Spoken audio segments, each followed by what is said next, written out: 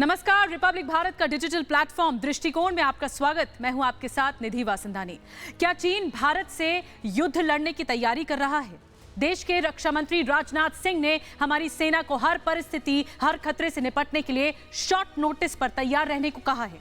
ये बहुत बड़ा बयान है और ये उस वक्त आया है जब सीमा पार से चाहे एलएसी हो, वास्तविक नियंत्रण रेखा हो जहां चीन के साथ तनाव कम नहीं हो रहा है, या फिर पाकिस्तान की सीमा हो एलओसी जहां पाकिस्तान बार बार सीज फायर तोड़ रहा है। वायुसेना के 3 दिवसीय छमाही कमांडर कॉन्फ्रेंस में ये बात कही गई। दरअसल एलएसी के ईस्टर्न और लद्दाख सेक्टर में चीन के साथ भारत का तनाव कम नहीं हो पा रहा है और ये पिछले 18 महीनों से विवाद बना हुआ है। इसीलिए रक्षा मंत्री इस लेवल पर बात कर रहे हैं कि हमें, हमारी सेना को, हमारी हर सुरक्षा बलों को ये मानकर चलना चाहिए कि स्थिति कभी भी अलर्ट पर आ सकती है। इसीलिए शॉर्ट नोटिस पर तैयार रहें।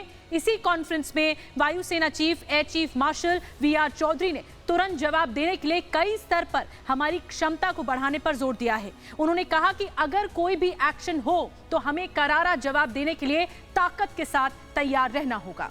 आइए अब हमारी वायुसेना की ताकत की बात करते हैं, जिसको चीन भी समझ चुका है, तभी बौखला गया है। भारतीय वायुसेना की कई गुना ताकत बढ़ चुकी है। भारत ने पिछले कुछ समय में चीन से लगी सीमा पर कई हवाई पट्टियों का निर्माण किया है, जहां से फाइटर जेट आसानी से उड़ान भर सकते हैं।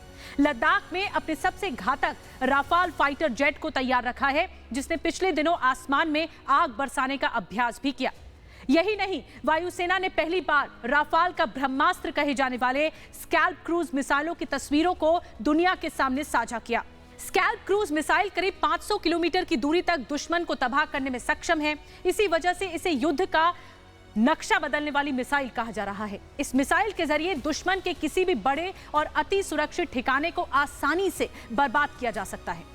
चीन को यह समझना चाहिए कि अगर भारत के साथ युद्ध जैसी स्थिति आई तो उसके खिलाफ कई देश भारत के समर्थन में आ जाएंगे। अमेरिका, ब्रिटेन, फ्रांस और ऑस्ट्रेलिया, ये वो देश हैं जो भारत का समर्थन कर सकते हैं। इनमें से कई देशों के साथ चीन के रिश्ते फिलहाल काफी बिगड़ चुके हैं।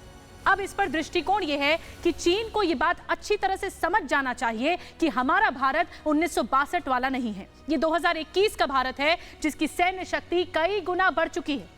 राजनाथ सिंह का यह कहना कि युद्ध के लिए शॉर्ट नोटिस पर तैयार रहें, यह बताता है कि चीन न सुधरा है न सुधरेगा। वो सामने भारत के साथ अच्छा चलेगा, लेकिन पीठ पीछे अपना अग्रेशन भारत के खिलाफ जारी रखेगा। और एक बात और, कोरोना के समय में पिछले 2 सालों में चीनी इमेज दुनिया के सामने आपराधिक घेरे वाली हो चुकी है। सिर्फ भारत ही नहीं, अधिकांश देश इस वक्त चीन को शक की नजरों से देख रहे हैं और चीन की ओर से इस बार कोई हिमाकत होती है, जी हां, कोई हिमाकत होती है तो उसका तगड़ा जवाब मिलना तय है।